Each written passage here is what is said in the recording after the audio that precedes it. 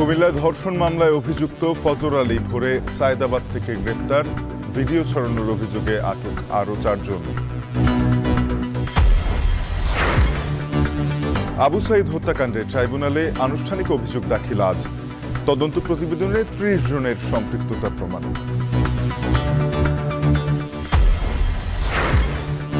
ডাকসুতে voter ও প্রার্থী হতে থাকছে না বয়সের বাধা, সভাপতির ক্ষমতা কমলেও নির্দিষ্ট সময়ে নির্বাচন নিয়ে পরিবর্তন আসেনি সংশোধিত গঠনতন্ত্রে।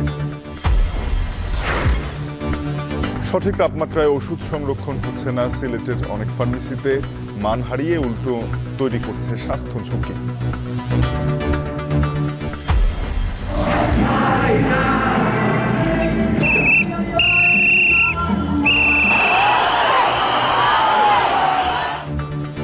থাই প্রধানমন্ত্রীর পদত্যাগ দাবিতে বিক্ষোভে উত্তাল রাজধানী ব্যাংকক। সরকার পতনের দাবিতে সার্বিয়ায় রাজপথ দফায় দফায় সংঘাত।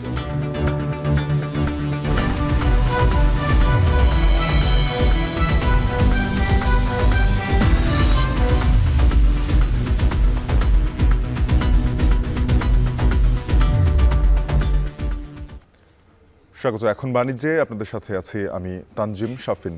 কুমিল্লায় মুরাদনগরে ধর্ষণের ঘটনায় মূল অভিযুক্ত ফজর আলীকে সায়েদাবাদ থেকে গ্রেপ্তার করেছে পুলিশ। ভোর 5টার দিকে ঢাকার সায়েদাবাদ এলাকা থেকে তাকে গ্রেপ্তার করা হয়। এর আগে সামাজিক যোগাযোগ মাধ্যমে ভিডিও ছড়িয়ে পড়লে অভিযোগে আরও 4 জনকে আটক করে পুলিশ। এর আগে বৃহস্পতিবার দিবাগত রাতে মুরাদনগরের রামচন্দ্রপুর দক্ষিণ ইউনিয়নের বাহেরচর 5 গ্রামে দরজা ভেঙে ধর্ষণের অভিযোগে মামলা করেন ভুক্তভোগী নারী। পুলিশের এক সংবাদ বিজ্ঞপ্তিতে জানানো হয়, ভুক্তভোগীর চিৎকার শুনে স্থানীয়রা এসে অভিযুক্তকে আটক করে ওই নারীকে উদ্ধার করে। এ ঘটনায় অভিযুক্তকে গণপিটুনি দিয়ে ভিডিও ধারণও করেছে কয়েকজন ব্যক্তি। পরে ভুক্তভোগী নিজেই থানায় মামলা দায়ের করেন অভিযুক্ত ফজর আলীর বিরুদ্ধে। মুরাদনগর থানার ওসি জানান, ভুক্তভোগীর মেডিকেল পরীক্ষা সম্পন্ন হয়েছে।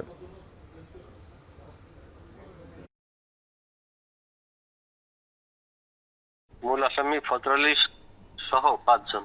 ফজর আলীকে ঢাকা সায়েদাবাদ থেকে আটক করা হয়েছে ভোর রাত করে।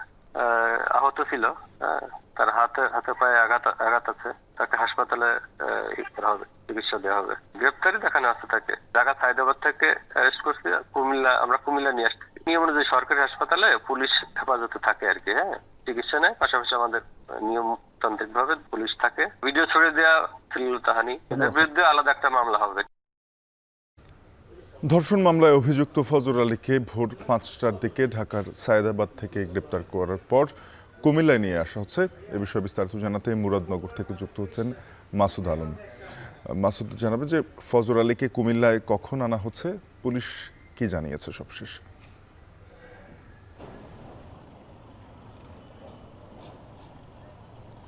শাফিন, ফজর আলীকে ঢাকার সায়েদাবাদ থেকে গ্রেপ্তারের পর ভোর 5টায় কিন্তু আমরা খোঁজ নিয়েছিলাম।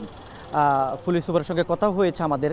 তিনি আমাদেরকে জানিয়েছেন যে তাকে গ্রেপ্তারের পর ঢাকা থেকে কুমিল্লা নিয়ে আসা হবে খুব দ্রুতই।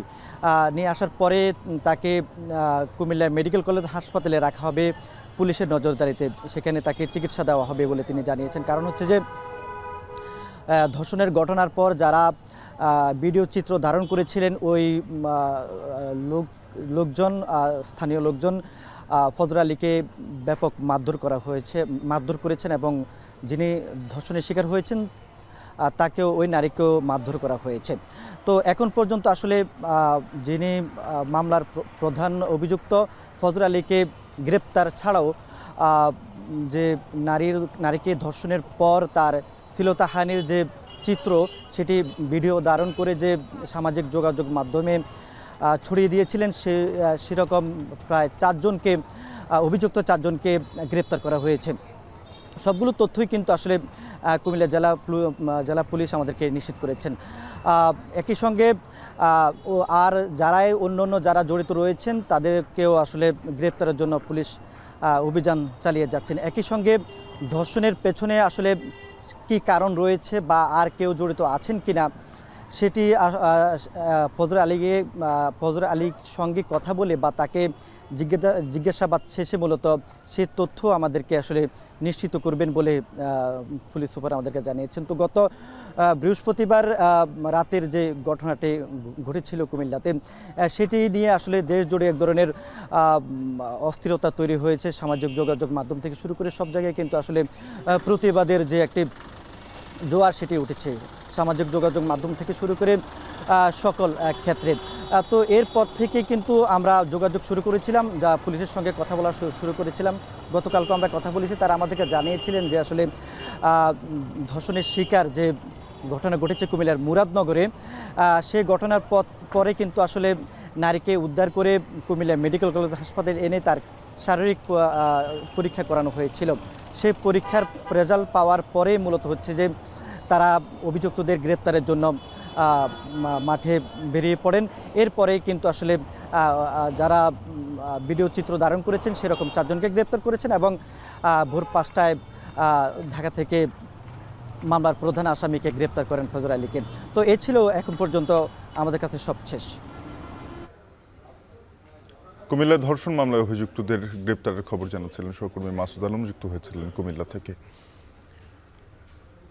শহীদ আবু সাঈদের হত্যাকাণ্ডের বিষয়ে আন্তর্জাতিক অপরাধ ট্রাইব্যুনালে আনুষ্ঠানিক অভিযোগ দাখিল করার কথা রয়েছে আজ।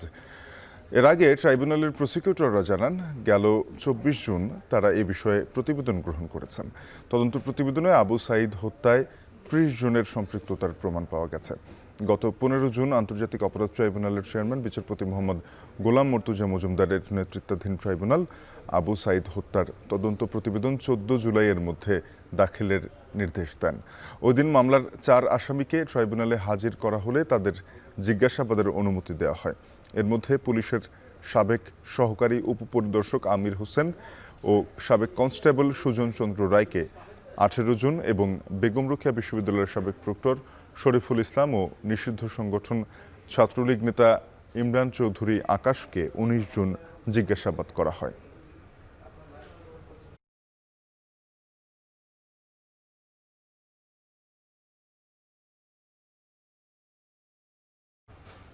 জাতীয় সংসদ নির্বাচনে অনিয়ম ও জালিয়াতির অভিযোগে শেরেবাংলা থানার মামলায় 3 দিনের রিমান্ড শেষে আদালতে তোলা হবে সাবেক সিইসি হাবিবুল আউয়ালকে।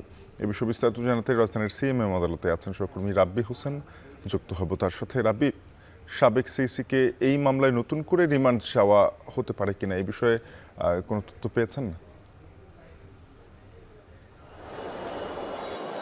শাফিন, শেরেবাংলা নগর থানায় গত 26 জুন 3 দিনের রিমান্ডে ছিলেন সাবেক প্রধান নির্বাচন কমিশনার হাবিবুল আউয়াল। তার বিরুদ্ধে যে অভিযোগটি সেটি হলো দ্বাদশ জাতীয় সংসদ নির্বাচনে ডামি নির্বাচনের ফলাফলে সেটা অনিয়মের অভিযোগেই মূলত বিএনপি তার বিরুদ্ধে মামলা করেছে। শুধু তার বিরুদ্ধে নয়, সাবেক প্রধান 3 জন নির্বাচন কমিশনারের বিরুদ্ধে এই মামলাটি রুজু করা হয়েছিল এবং এই মামলায় এর আগে আরেকজন সাবেক প্রধান নির্বাচন কমিশনার নুরুল হুদা, তিনিও একই মামলায় 2 বার 4 দিন করে তিনি রিমান্ডে রয়েছেন। তবে আজকে সাবেক প্রধান নির্বাচন কমিশনার হাবিবুল আউয়ালের রিমান্ড শেষ হয়েছে, গতকালকে শেষ হয়েছে। আজকে তাকে রিমান্ড শেষে আদালতে নিয়ে আসা হবে। নতুন করে রিমান্ড চাওয়া হবে কি হবে না এই বিষয়টি এখনও আমরা জানি না। ওসির সঙ্গে কথা বলেছি শেরেবাংলা নগর থানায়, তিনি মূলত আমাদেরকে নতুন যে তথ্য দিয়েছেন সেটি শেরেবাংলা নগর থানার যে মামলাটি তাদের কাছ থেকে সেই মামলাটি চলে গিয়েছে ইতিমধ্যে পিবিআইয়ের হাতে। পিবিআই মূলত এই মামলাটি তদন্ত করবেন বলে আমাদেরকে জানিয়েছেন শেরেবাংলা নগর থানার ওসি। তবে আজকে তাকে আদালতে নিয়ে আসা হবে রিমান্ড শেষে। রিমান্ডের নতুন করে যদি রিমান্ড চাওয়া না হয় তাহলে তাকে কারাগারে পাঠানোর আদেশ হতে পারে এবং শেরেবাংলা নগর থানার ওসি আমাদেরকে বলেছেন যে 11টার পরপর সময় তাকে আদালতে নিয়ে আসা হবে, আদালত বসবেন এবং তার আজকে জামিন শুনানি হবে কি হবে না এই বিষয়টি তার আইনজীবী বলতে পারবেন, বা তার আইনজীবী যদি এজলাসে উপস্থিত হন আমরা তখন জানতে পারবো যে তাকে আজকে তার জামিনের আবেদন তার আইনজীবী করবেন কিনা। তবে এর আগে 26 জুন 3 দিনের রিমান্ডে ছিলেন, সেদিন শুনানিতে তিনি আসলে বেশ কয়েকটি কথা বলেছেন, যার কারণে মামলার তদন্তকারী কর্মকর্তারা বলছেন তাদের জন্য আরও বেশি অধিকতর তদন্ত করা প্রয়োজন। কারণ তখন তিনি আদালতে স্বীকার করেছিলেন যে এই যে দ্বাদশ জাতীয় সংসদ নির্বাচন 2024 সালের সেটি ডামি নির্বাচন হয়েছিল, প্রহসনের নির্বাচন হয়েছিল এবং সেখানে অনিয়ম হয়েছিল, এই কথাগুলো তিনি স্বীকার করেছিলেন। যদিও তিনি তখন বলেছিলেন যে তারা অনেকটা রাজনৈতিকভাবে চাপে পড়ে তারা সেই নির্বাচন দিতে হয়েছে, এই কথাগুলো আদালতের কাছে এক প্রকার জেরার মুখেই তিনি স্বীকার করেছিলেন। যার কারণে মামলার তদন্তকারী কর্মকর্তা বলছেন এই মামলায় আরও অধিকতর জিজ্ঞাসাবাদ করা প্রয়োজন এবং এই মামলাতে আসলে পরপর জাতীয় 3টি নির্বাচনে অনিয়ম হয়েছে, 3টি নির্বাচনকে প্রশ্নবিদ্ধ হয়েছে। যার কারণে প্রধান নির্বাচন কমিশনার ছাড়াও সাবেক প্রধানমন্ত্রী শেখ হাসিনার বিরুদ্ধে কিন্তু এই মামলায় তার নাম রয়েছে, সাবেক আইজিপিদের নাম রয়েছে, সাবেক স্বরাষ্ট্রমন্ত্রীর নাম রয়েছে। তবে আজকে হাবিবুল আউয়ালের রিমান্ড শেষে তাকে আদালতে নিয়ে আসা হবে, নিয়ে আসার পর তার শুনানিতে কি হয় পরবর্তীতে আমরা আরও বিস্তারিত জানাতে পারবো। শাফিন, এই ছিল আমার কাছে সবশেষ খবর। সাবেক প্রধান নির্বাচন কমিশনার কাজী হাবিবুল আউয়ালের রিমান্ড শেষ এবং নতুন করে আদালতে তোলা নিয়ে সবশেষ জানাচ্ছিলেন সহকর্মী রাব্বি হোসেন, যুক্ত হয়েছিলেন সিএমএম আদালত থেকে। ঢাকা বিশ্ববিদ্যালয়ের ছাত্র সংসদ ডাকসুর সংশোধিত গঠনতন্ত্রে সভাপতির ক্ষমতা কমানো হয়েছে। এর আগে ভোটার ও প্রার্থীর বয়স সর্বোচ্চ 30 থাকলেও এবার বয়সের বাধা আর থাকছে না। যদিও এ নিয়ে মতপার্থক্য রয়েছে ছাত্রদল ও ছাত্র শিবিরের, তবে ডাকসুকে একাডেমিক ক্যালেন্ডারে নিয়ে এসে ছাত্র সংসদের মেয়াদ শেষ হবার পর নির্দিষ্ট সময় নির্বাচনের বিষয়ে সংশোধিত গঠনতন্ত্রে কোনো পরিবর্তন আসেনি। উপাচার্য বলছেন, ডাকসু নির্বাচন জুলাই গণঅভ্যুত্থানকে সম্মান জানানোর একটি বড় সুযোগ। ফরহাদ বিন নূরের প্রতিবেদন। ঢাকা বিশ্ববিদ্যালয়ে এ মুহূর্তে আলোচনার তুঙ্গে ছাত্র সংসদ নির্বাচন। ইতোমধ্যে ডাকসু নির্বাচন আয়োজনের লক্ষ্যে গঠনতন্ত্র ও নির্বাচনের আচরণবিধি সংশোধন করেছে পৃথক পৃথক সংস্কার কমিটি। পদাধিকার বলে ডাকসুর সভাপতির পদটি নির্বাচিত শিক্ষার্থীদের জন্য নির্ধারণের দাবি জানিয়েছিল কিছু ছাত্র সংগঠন। আবার অনেক ছাত্র সংগঠনের প্রস্তাব ছিল ডাকসু সভাপতির পদকে আলংকারিক রেখে ক্ষমতায় ভারসাম্য এনে উপাচার্যকে রাখার। সংশোধিত গঠনতন্ত্রেও উপাচার্যকেই সভাপতি রেখে কিছু ক্ষেত্রে কমানো হয়েছে ক্ষমতা। বিশ্ববিদ্যালয়ের যে কেন্দ্রীয় ছাত্র সংসদ, সেই সংসদের প্রেসিডেন্ট নির্বাচিত হতে হবে ছাত্রদের থেকে, কিন্তু সেই প্রস্তাবনা গ্রহণ করা হয়নি। আমরা মনে করেছিলাম যে তার আলংকারিক পদ এখানে বিশ্ববিদ্যালয় প্রশাসন এবং শিক্ষার্থীদের মাঝে একটা ব্রিজ আকারে কাজ করবে। আগের গঠনতন্ত্রে নির্বাচনে ভোটার ও প্রার্থী হতে সর্বোচ্চ 30 বছর বেঁধে দেওয়া হলেও এবার বয়সের বাধা তুলে দেওয়া হয়েছে। বিশ্ববিদ্যালয়ের পূর্ণকালীন যে কোনো শিক্ষার্থী ভোটার ও প্রার্থী হতে পারবেন। এ নিয়ে ছাত্র শিবিরের আপত্তি থাকলেও ছাত্রদল পক্ষে ছাত্র সংসদের মেয়াদ শেষ হবার পর কতদিনের মধ্যে আবার নির্বাচন করতে হবে তা উল্লেখ নেই আগের গঠনতন্ত্রে। ডাকসুকেও একাডেমিক ক্যালেন্ডারে নিয়ে আসার দাবিসহ জাতীয়তাবাদী ছাত্রদলের প্রস্তাব ছিল 45 দিনের মধ্যে নির্বাচনের আয়োজন করতে হবে এবং ইসলামী ছাত্র শিবিরের দাবি ছিল 90 দিনের মধ্যে। তবে এ নিয়ে নতুন গঠনতন্ত্রেও কোনো সিদ্ধান্ত না আসায় ক্ষোভ ছাত্রনেতাদের। টাইম ফ্রেমের ক্ষেত্রে কিছু কম বা বেশি ছিল, কিন্তু সকলে এ ধরনের প্রস্তাব দিয়েছিল। এই ক্ষেত্রে আমরা মনে করি যে প্রশাসনের এক ধরনের স্বেচ্ছাচারিতার মনোভাব এটা থেকে প্রতিফলিত হয়েছে। 2019 সালে ডাকসু নির্বাচনে 25টি পদের বিপরীতে ভোট দিয়েছিলেন ভোটাররা। তবে এবার পদ সংখ্যা বেড়ে হয়েছে 28টি। নতুন 4টি পদ হল গবেষণা ও প্রকাশনা সম্পাদক, ক্যারিয়ার উন্নয়ন সম্পাদক, স্বাস্থ্য ও পরিবেশ সম্পাদক এবং মানবাধিকার ও আইন বিষয়ক সম্পাদক। তবে কোষাধ্যক্ষ হিসেবে গঠনতন্ত্রে বিশ্ববিদ্যালয়ের ট্রেজারারকে রাখা হয়েছে ফের। যদিও অনেক ছাত্র সংগঠনের প্রস্তাব ছিল ছাত্রদের নির্বাচিত প্রতিনিধিই হবেন কোষাধ্যক্ষ।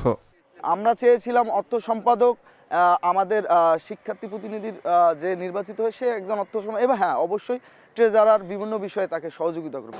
তবে যেসব সংস্কারের আরও প্রয়োজন তা পরবর্তী নির্বাচিত প্যানেল সম্পন্ন করবেন বলে আশাবাদী ইসলামী ছাত্র শিবিরের। এটি যথেষ্ট নয় এবং পরবর্তী যে নির্বাচিত প্যানেল আসবে তারা তাদের দাবির মাধ্যমে এবং তারা তাদের ফাংশনের মাধ্যমে এটি যে সম্পূর্ণ সংস্কার সেটা বাস্তবায়ন করবে। নির্বাচনের আচরণবিধিও সংস্কার করেছে কর্তৃপক্ষ। উপাচার্য বলছেন, ডাকসু নির্বাচন জুলাই গণ অভ্যুত্থানকে সম্মান জানানোর একটি বড় সুযোগ। এই জাতীয় বিষয়ে পরিপূর্ণ কনসেনসাস, পরিপূর্ণ ঐক্যমত্য কঠিন হবে, কারণ আমাদের বিভিন্ন পদ বিভিন্ন মত থাকবে এবং সেটাই স্বাভাবিক। জুলাই অভ্যুত্থানের যে মূল চেতনা তাকে সম্মাননা জানানোর একটি বড় সুযোগ। এবং আমরা কি সেই স্পিরিটকে মাথায় রেখে এগিয়ে যাচ্ছি। ডাকসুর গঠনতন্ত্র কিংবা নির্বাচনী আচরণবিধিতে যতটুকুই সংযোজন বা বিয়োজন আনা হোক না কেন, শিক্ষার্থীদের চাওয়া একটি অবাধ, সুষ্ঠু এবং নিরপেক্ষ নির্বাচন। ডাকসু কার্যকর হলে ক্যাম্পাসের নিরাপত্তা এবং শৃঙ্খলা আরও বাড়বে বলেও মনে করে তারা। তবে কত দ্রুত সময়ের মধ্যে এই নির্বাচনের আয়োজন করতে পারে কর্তৃপক্ষ, এখন সেটিই দেখার বিষয়। ফরহাদ বিন নূর, এখন, ঢাকা। চট্টগ্রাম কাস্টমস হাউসে দ্বিতীয় দিনের মতো চলছে কমপ্লিট শাটডাউন কর্মসূচি। এতে ব্যাহত হচ্ছে আমদানি পণ্য ডেলিভারি, পণ্য শুল্কায়ন ও রপ্তানি পণ্য শিপমেন্ট কার্যক্রম। এ নিয়ে আরও জানাতে চট্টগ্রাম বন্দর থেকে যুক্ত হচ্ছেন সহকর্মী হাজেরা শিউলি। শিউলি, কমপ্লিট শাটডাউনের ফলে লোকসান নিয়ে ব্যবসায়ীরা কি বলছেন? সংকট সমাধানে সংশ্লিষ্ট কর্তৃপক্ষ কোনো ধরনের উদ্যোগ নিচ্ছে কিনা?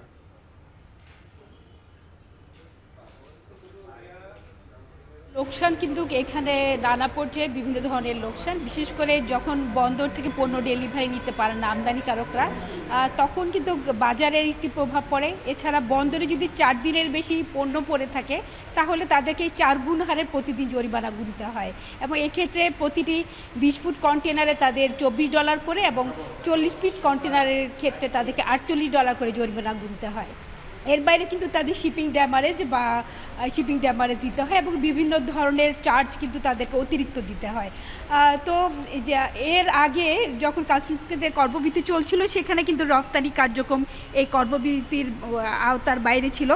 তবে গতকাল থেকে কিন্তু আমদানি এবং রফতানি এবং সব জায়গায় কিন্তু তারা এই শাটডাউন বা কাজ থেকে বিরত রয়েছেন, এবং চট্টগ্রাম কাস্টমস হাউসে শুধু সিএনএফ এজেন্টরা কিন্তু আসা যাওয়া করছেন এবং তারা ঘুরে ঘুরে যাচ্ছেন।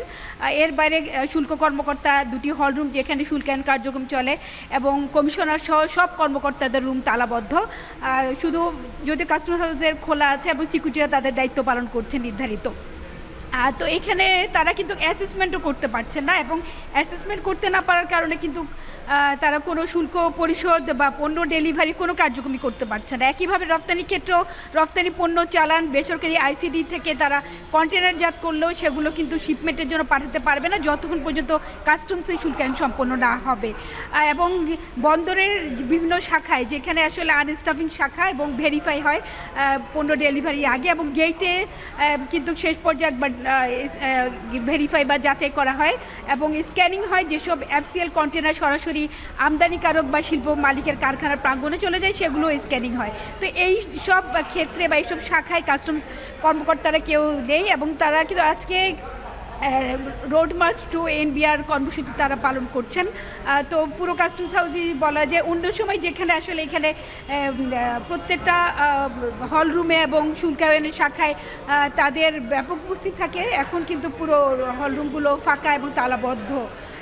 এটা নিয়ে কিন্তু বেশ দুর্ভোগে আছেন একদিকে, অন্যদিকে তারা খুবই উদ্বিগ্ন ব্যবসায়ীরা। যদি এটা দীর্ঘমেয়াদে চলতে থাকে তাহলে পুরো আমদানি রফতানি বাণিজ্যে কিন্তু মারাত্মক প্রভাব পড়বে, এবং অনেক রফতানি অর্ডার বাতিল হয়ে যেতে পারে, এবং শিপগুলো কিন্তু রফতানি পণ্য ছাড়াই চলে যেতে হবে, এবং বন্দরে কন্টেনার জট কিন্তু ভয়াবহ আকার ধারণ করতে পারে। এমনিতে ঈদ পরবর্তী ছুটিতে কিন্তু বন্দরে কন্টেনার জট এখনও রয়ে গেছে। তো পুরো পরিস্থিতি সামাল দিতে দীর্ঘ সময় লেগে যাবে। তো এই ছিল আমার কাছে এখনকার মধ্যে সবশেষ। সাফিন। চট্টগ্রাম কাস্টমস হাউসের রাজস্ব কর্মকর্তা কর্মচারীদের কমপ্লিট শাটডাউনের দ্বিতীয় দিনের মতো বন্দরে আমদানি রপ্তানি সংশ্লিষ্ট কার্যক্রম ব্যাহত হচ্ছে, পণ্য জট বেড়ে চলেছে চট্টগ্রাম বন্দরে। এ নিয়ে জানাচ্ছিলেন সহকর্মী হাজেরা শিউলি। ময়মনসিংহের ইনস্টিটিউট অব হেলথ টেকনোলজির অধ্যক্ষ নেই দীর্ঘদিন, আছেন কেবল খণ্ডকালীন 2 শিক্ষক, ফলে 6 মাস ধরে বন্ধ হয়েছে ক্লাস পরীক্ষা। এই মুহূর্তে শিক্ষক নিয়োগ সহ ক্লাস চালুর দাবিতে বিক্ষোভ করছেন প্রতিষ্ঠানটির শিক্ষার্থীরা। সেখানে আছেন সহকর্মী হারুনুর রশিদ, যুক্ত হব তার সাথে। হারুন, জানাবেন যে অধ্যক্ষ এবং বাকি শিক্ষকরা দীর্ঘদিন ধরে অনুপস্থিত থাকার কারণ কি?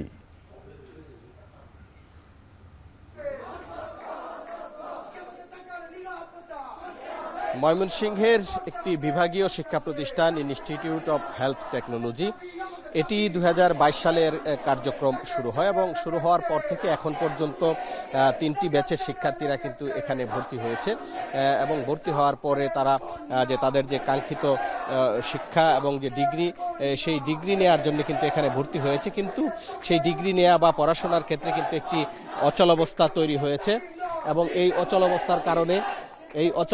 অচলাবস্থার কারণে কিন্তু শিক্ষার্থীরা বিক্ষোভ করছেন। আমরা দেখছি যে সকাল থেকেই শিক্ষার্থীরা ক্যাম্পাসে জড়ো হয়েছেন এবং জড়ো হয়ে বিক্ষোভ করছেন। তারা যে দাবিটি করছেন সেটি হচ্ছে যে এই শিক্ষা প্রতিষ্ঠানটিতে প্রায় 4 মাস যাবৎ এই প্রতিষ্ঠানের যে প্রধান অধ্যক্ষ, সেই অধ্যক্ষ নেই। এখানে যিনি অধ্যক্ষ ছিলেন তিনি বর্তমানে সিভিল সার্জন হয়ে ময়মনসিংহের দায়িত্ব পালন করছেন, যার পর থেকে কিন্তু এখানে একটি অভিভাবক শূন্য হয়ে পড়েছে এই প্রতিষ্ঠানটি এবং এই প্রতিষ্ঠানটিতে কোনো স্থায়ী শিক্ষক নেই।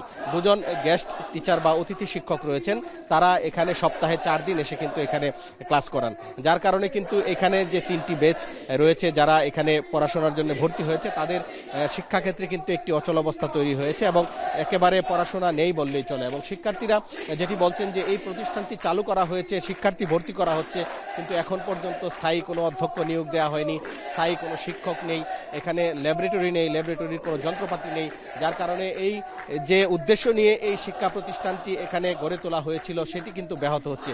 শিক্ষার্থীরা যেটি বলছেন যে এই ইনস্টিটিউট অফ হেলথ টেকনোলজিতে 2টি বিষয়ে পড়াশোনা করানো হয়, একটি হচ্ছে ল্যাবরেটরি এবং আরেকটি রেডিওগ্রাফি, এবং দুটোই গুরুত্বপূর্ণ বিষয় চিকিৎসা ক্ষেত্রে।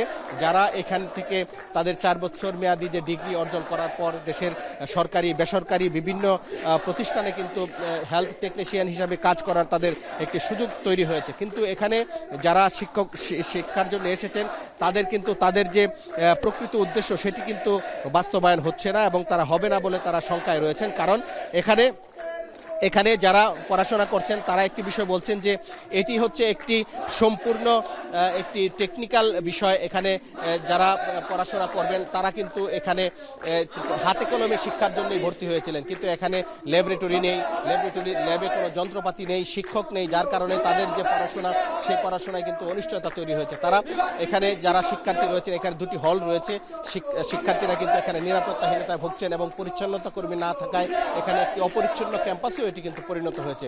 শিক্ষার্থীরা তাদের দাবিগুলো জানাচ্ছেন এবং দাবিগুলো মানা না হলে কিন্তু তারা ভবিষ্যতে আরো কঠোর কর্মসূচিতে যাবেন বলে আমাদেরকে জানিয়েছেন।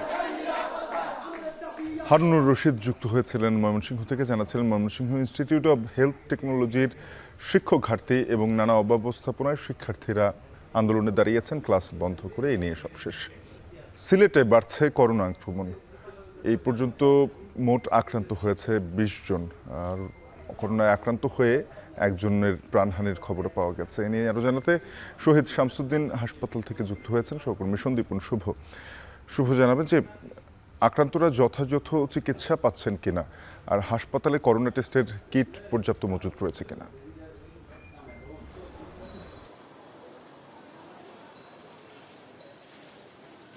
শাফিন, আপনি যেমনটি বলছিলেন আসলে তেমনটি ধীরে ধীরে বাড়ছে কিন্তু করোনা সংক্রমণ। সিলেটে গত 2 সপ্তাহ আগেও কিন্তু এতটা বোঝা যায়নি, কিন্তু দেখেন গত 2 সপ্তাহের ব্যবধানে কিন্তু 20 জন মানুষ আক্রান্ত হয়ে গেলেন এবং এই 20 জনের পাশাপাশি গত বৃহস্পতিবার সন্ধ্যা 6টায় একজনের প্রাণহানির ঘটনা ঘটেছে এবং যার কারণে অনেকটাই ভীতি সঞ্চার করেছে এই মুহূর্তে সিলেটের যে বিভিন্ন হাসপাতালে। তবে ভীতি সঞ্চার ঘটলেও শাফিন, যেখানে সবচেয়ে বড় যে জিনিস সচেতনতার যে ব্যাপারটি, সেই ব্যাপারটি কিন্তু আমরা একদমই দেখতে পাচ্ছি না। একদম যেসব এলাকা রেড অ্যালার্ট দেওয়া হতো বা যেসব এলাকায় করোনা ঝুঁকি রয়েছে সেই সব জায়গায় মানুষ কিন্তু দেদারসে মাস্ক ছাড়া তারা চলাফেরা করছেন। স্বাস্থ্য বিভাগের কর্মকর্তারা পর্যন্ত বা স্বাস্থ্য বিভাগের সাথে যারা সংশ্লিষ্ট রয়েছেন তারাও অনেকে আমরা দেখতে পেয়েছি যে মাস্ক বা স্বাস্থ্য সচেতনতাটা অনেকটাই যেন একটু ঢিলে তালে বা ঢিলেমি চলছে এটার মধ্যে। এবং আরেকটা বিষয় আপনি যেমনটি প্রথমে আমার কাছ থেকে জানতে চেয়েছিলেন যে কিট সংকট বা করোনা পরীক্ষার ক্ষেত্রে, সেই করোনা পরীক্ষার ক্ষেত্রেও আমরা দেখেছি যে কিছুটা কিট সংকট রয়েছে, তবে চেষ্টা চালানো হচ্ছে Sylhet M A Osmani medical কলেজে PCR এর মাধ্যমে এবং র্যাপিড অ্যান্টিজেন টেস্ট পরিচালনা করার জন্য, এবং আমি যেখানে রয়েছি সেখানেও কিন্তু টেস্ট চলমান রয়েছে। তবে সবচেয়ে বড় যে জিনিস বারবার যেটা স্বাস্থ্য বিভাগ বলছে, সবার সচেতনতাটা জরুরি। সচেতনতা যখনই বাড়বে তখন হয়তো বা করোনা থেকে ধীরে ধীরে আবারও মুক্তি পাওয়া যাবে। তো শাফিন, এই ছিল সিলেটের শহীদ শামসুদ্দিন হাসপাতাল থেকে আমার কাছে সবশেষ। সিলেটের করোনা পরিস্থিতির অবনতি নিয়ে জানাচ্ছিলেন সহকর্মী সন্দীপন শুভ। তীব্র গরমে সঠিক তাপমাত্রায় ওষুধ সংরক্ষণের ব্যবস্থা নেই সিলেটের বেশিরভাগ ফার্মেসিতে।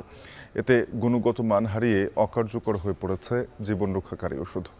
বিশেষজ্ঞরা বলছেন, সঠিক সংরক্ষণের অভাবে মান হারানো এসব ওষুধে স্বাস্থ্য ঝুঁকিতে পড়ছেন রোগীরা।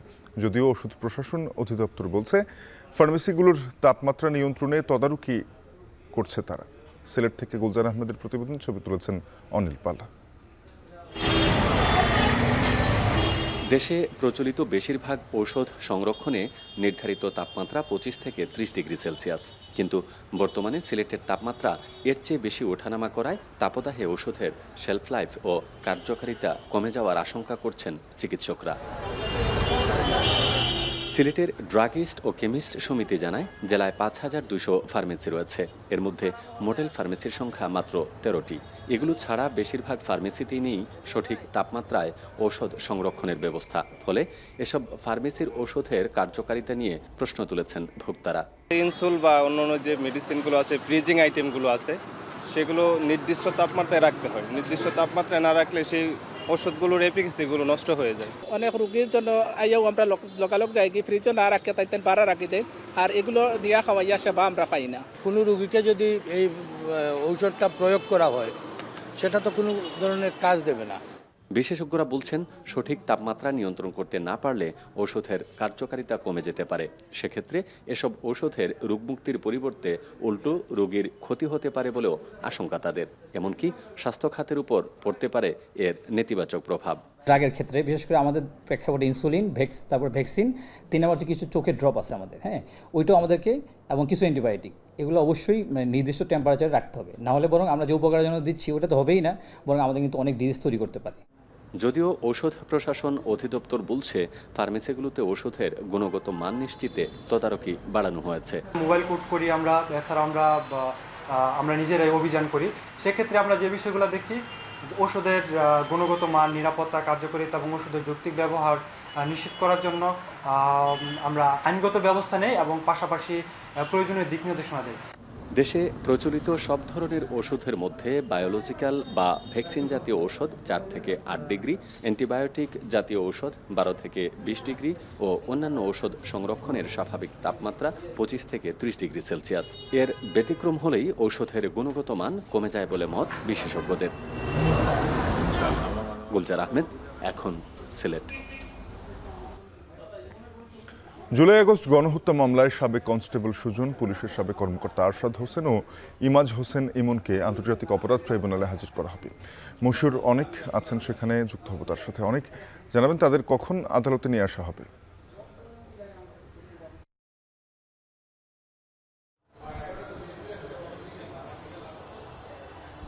শাফিন, যেমনটা আপনি বলছিলেন, আমি একটু আপনাকে জানিয়ে রাখতে চাই, 5 আগস্টে সংঘটিত যেই গণহত্যা, আইন শৃঙ্খলা বাহিনীর, রক্ষাকারী বাহিনীর যে হাতে হত্যার শিকার হওয়া, আমি বলছিলাম আনাস, জোনায়েদ, ইয়াকুব, রাকিব, পাশাপাশি ইসমামুল ও মানিক মিয়া, এই 6 জনকে যে হত্যাকাণ্ডের ঘটনা ঘটে 5 আগস্ট, সেই ঘটনার প্রেক্ষাপটেই কিন্তু আন্তর্জাতিক অপরাধ ট্রাইব্যুনালের ঠিক একের এই যে এজলাস কক্ষ, সেখানে একে একে করে নিয়ে আসা হয়েছে আজকে 4 জনকে, যার মধ্যে সাবেক পুলিশ কর্মকর্তা আরশাদ রয়েছেন, এছাড়াও কনস্টেবল সুজন সহ বেশ অনেকজন রয়েছেন। একটু জানিয়ে রাখতে চাই, গেল রবিবারই তাদেরকে ধার্য করা হয়েছিল, ধার্য তারিখে নিয়ে আসা হয়েছিল আন্তর্জাতিক অপরাধ ট্রাইব্যুনালের একের এই এজলাস কক্ষে, এবং যেই নির্ধারিত কার্যক্রম, সেই নির্ধারিত কার্যক্রমে কিন্তু যে পত্রিকা বিজ্ঞপ্তি, সেই বিজ্ঞপ্তির দিন ধার্য করা ছিল। পত্রিকার বিজ্ঞপ্তির দিনের পরবর্তী দিনই আমরা যেমনটা জানি তেমনটাই আসলে আজকের যে প্রেক্ষাপট সেটা রাখা হয়েছে। আমরা দেখতে পাচ্ছি যে বিচারপতিরাও কিন্তু চলে এসেছেন, এর মাঝখানে আসামিদেরকে তো আনা হয়েছে। আজকের যে দিনটা ধার্য করা হচ্ছে সেটাতে মূলত যারা পলাতক আসামি রয়েছেন এই মামলাটিতে, সংঘটিত মামলাটিতে, তাদেরকে আজকে স্টেট ডিফেন্স নিয়োগ করার মাধ্যমেই তাদের যে বিচার প্রক্রিয়া, সেই বিচার প্রক্রিয়ার যে পূর্ণাঙ্গ রূপ সেটা কিন্তু শুরু করার আশাবাদ ব্যক্ত করেছেন যারা প্রসিকিউটররা এখানে উপস্থিত আছেন তারা।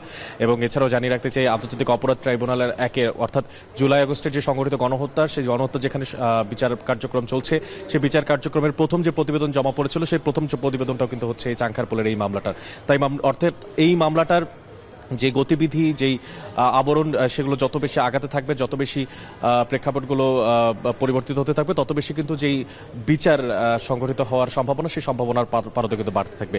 আরও একটা জিনিস জানিয়ে রাখতে চাই, সকাল থেকে বেশ উদ্দীপনা দেখা দিচ্ছিল, জানা যাচ্ছিল যে আবু সাঈদের হত্যাকাণ্ডের যে 30 জন আসামি, সে 30 জনের মধ্যে 4 জন যারা গ্রেফতার, তাদেরকে নিয়ে আসা হবে আন্তর্জাতিক অপরাধ ট্রাইব্যুনালের 2-এর যে এজলাস কক্ষ সেখানে।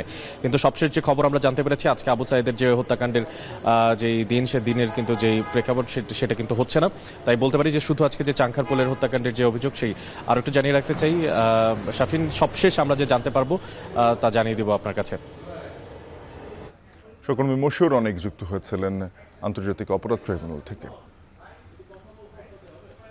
থাইল্যান্ডের প্রধানমন্ত্রী পদত্যাগের দাবিতে উত্তাল রাজধানী ব্যাংকক। প্রতিবেশী দেশ কম্বোডিয়ার সঙ্গে সীমান্ত বিরোধকে ঘিরে থাই প্রধানমন্ত্রীর ফোনালাপ ফাঁসের পর থেকেই শুরু হওয়া এই বিক্ষোভে সামিল হয়েছেন হাজারো মানুষ।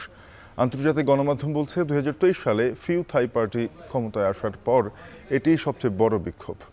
আশঙ্কা আছে গণ আন্দোলনের জেরে ভেঙে যেতে পারে অভ্যন্তরীণ সংকটের কারণে চাপে থাকা পেতংতাংনের জোট সরকার। সত্য কর্মকার জানাবেন বিস্তারিত।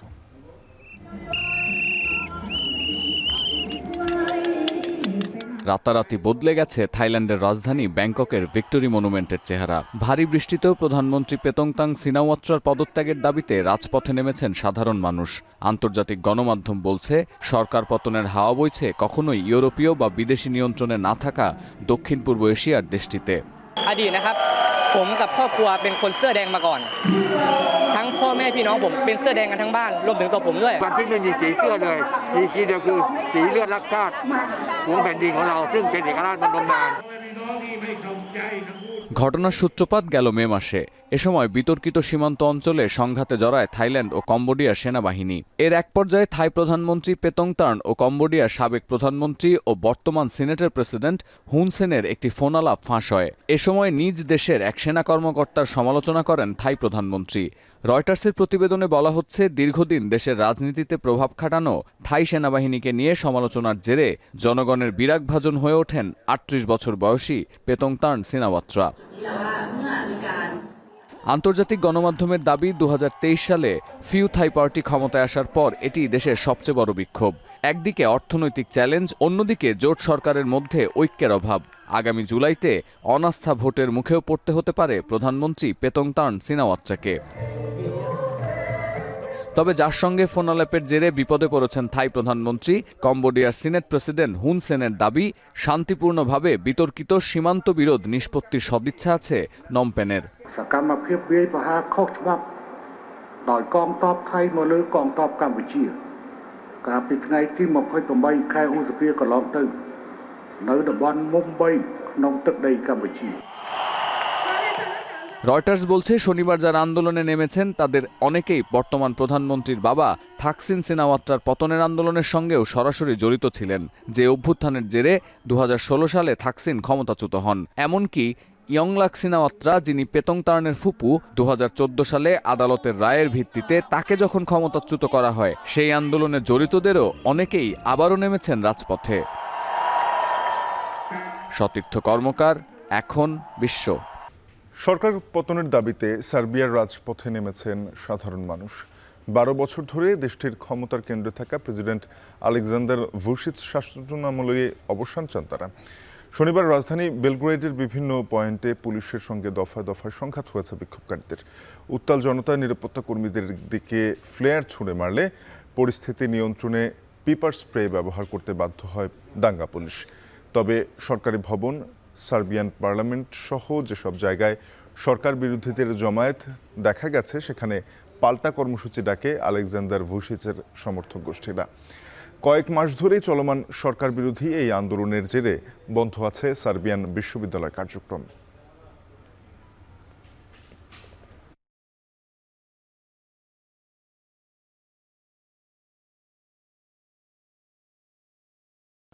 গাজায় ইসরায়েলি হামলায় প্রাণ গেছে আরও অন্তত ৬০ ফিলিস্তিনির। এর মধ্যে শুধু তুফা অঞ্চলে শনিবার আইডিএফের অভিযানে 9 শিশুসহ নিহত হয়েছেন অন্তত ২০ জন। এছাড়াও যুদ্ধ শুরুর পর থেকে এখনও পর্যন্ত উপত্যকাটিতে অপুষ্টিজনিত রোগে ভুগে মারা গেছেন ৬৬ নবজাতক। ফিলিস্তিনি কর্তৃপক্ষের অভিযোগ, গুঁড়ো দুধ, শিশু খাদ্য এবং সম্পূরক অন্যান্য সহায়তা আটকে রেখে গাজাকে নরক বানিয়ে রেখেছেন ইসরায়েলি প্রধানমন্ত্রী। ইসরায়েল ছাড়াও যুক্তরাষ্ট্র, যুক্তরাজ্য, ফ্রান্স ও জার্মানিকেও এর দায় নিতে হবে বলে দাবি ফিলিস্তিনি কর্তৃপক্ষের।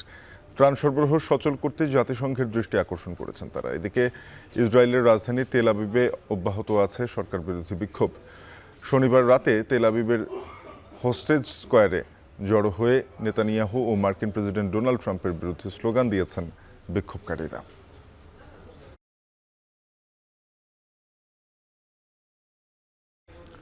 ইউক্রেনের গুরুত্বপূর্ণ শহর দখলে একের পর এক কৌশলী পদক্ষেপ নিচ্ছে রাশিয়া। কৌশলগত শহর পোক্রোভস্ক দখলের জন্য অঞ্চলটিতে প্রায় ১,১০,০০০ সেনা জড়ো করেছেন তারা। এর আগে সেনাবাহিনীতে নিবন্ধন করতে ব্যর্থ হলেও রুশ নাগরিকত্ব আছে ২০,০০০ অভিবাসীকে ইউক্রেন যুদ্ধে অংশ নিতে পাঠায় মস্কো। ইউক্রেনীয় সেনাবাহিনীর প্রধান ওলেকজান্ডার সিরিস্কি বলেছেন, যেসব এলাকায় রাশিয়া ও ইউক্রেনের মধ্যে সরাসরি যুদ্ধ হচ্ছে তার মধ্যে পোকরোভস্কের ১,২০০ কিলোমিটার অঞ্চলের নিয়ন্ত্রণ ধরে রাখা কিয়েভের জন্য অত্যন্ত গুরুত্বপূর্ণ। যেহেতু রাশিয়া ইতিমধ্যে ইউক্রেনের পূর্বাঞ্চলীয় দুটি শহর আংশিক দখলে নিয়েছে, তাই কৌশলগত কারণেই মস্কোর নজর এখন পোকরোভস্কের ওপর। দ্য কিয়েভ ইন্ডিপেন্ডেন্টের তথ্য বলছে, গুরুত্বপূর্ণ কোনো ঘাঁটি না থাকলেও সংযোগ সড়ক ও রেলপথ বিবেচনায় এই অঞ্চলটি হাতছাড়া করতে চাইবে না ইউক্রেন। এদিকে শুক্রবার মধ্যরাতে রুশ হামলার জবাবে ক্রিমিয়ায় রাশিয়ার এয়ারফিল্ডে পাল্টা ড্রোন হামলা চালিয়েছে ইউক্রেন। এতে এয়ারফিল্ডে থাকা একাধিক রুশ হেলিকপ্টার ও আকাশ প্রতিরক্ষা ব্যবস্থা ধ্বংস হয়েছে বলে দাবি ইউক্রেনীয় প্রতিরক্ষা বিভাগের।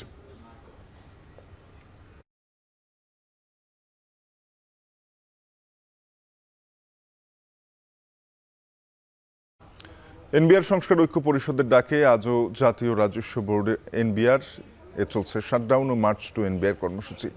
এ নিয়ে জানাতে সেখানে আছেন সহকর্মী গালিব ইবনে রিয়াজ, যুক্ত হব তার সাথে। গালিব, জানাবেন যে আজকেই কার্যত এনবিআর পুরোপুরি অচল অবস্থায় রয়েছে কিনা, আন্দোলনকারীরা কি বলছেন?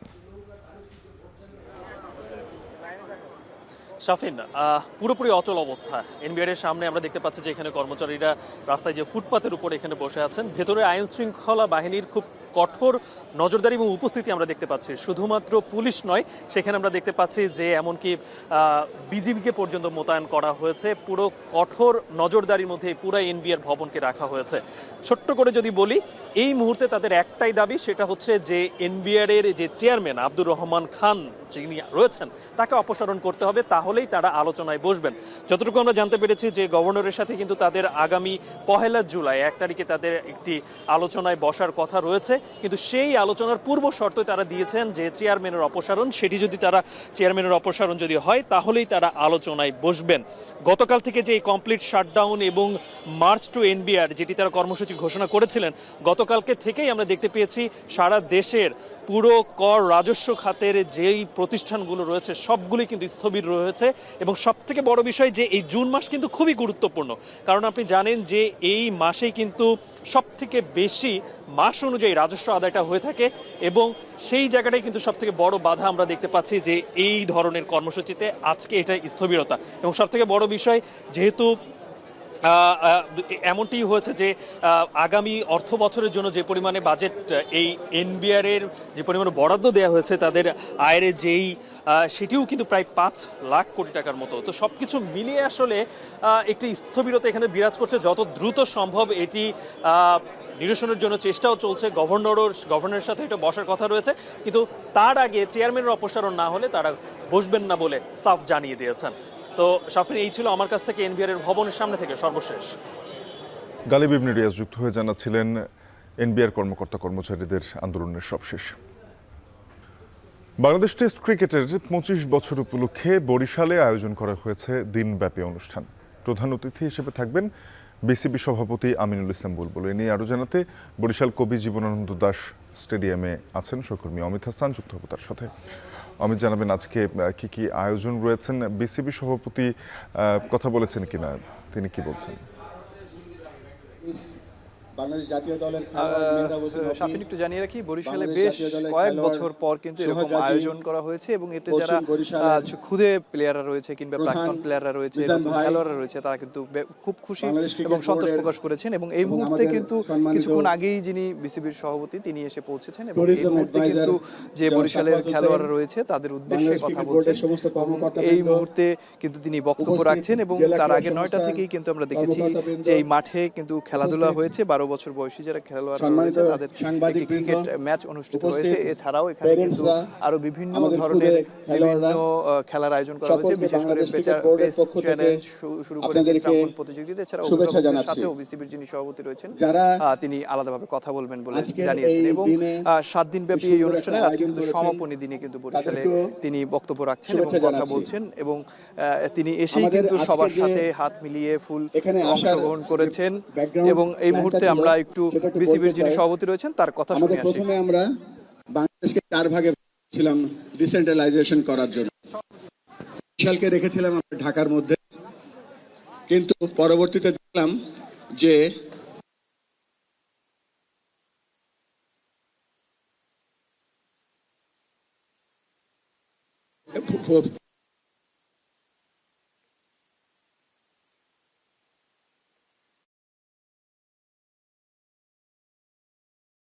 আমরা সকলে এখানে এসেছি আপনাদের অতিথি হিসেবে। আপনারা যে পরিমাণ সম্মান দিলেন, আমি যখন ক্রিকেট খেলতাম তার ছিটে ফোটো এখন এর কাছে আসতে পারবে না। অনেক ধন্যবাদ আপনাদেরকে।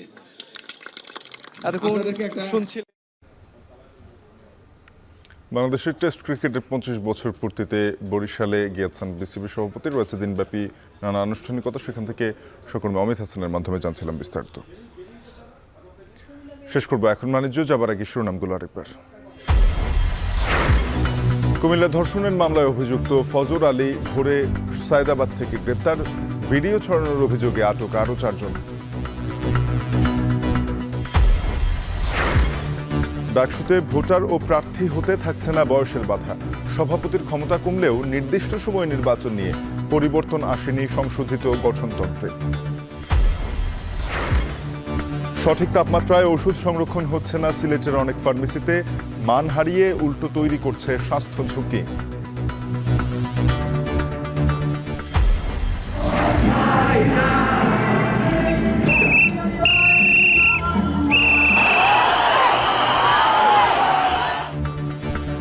থাই প্রধানমন্ত্রীর পদত্যাগ দাবিতে বিক্ষোভে উত্তাল রাজধানী ব্যাংকক।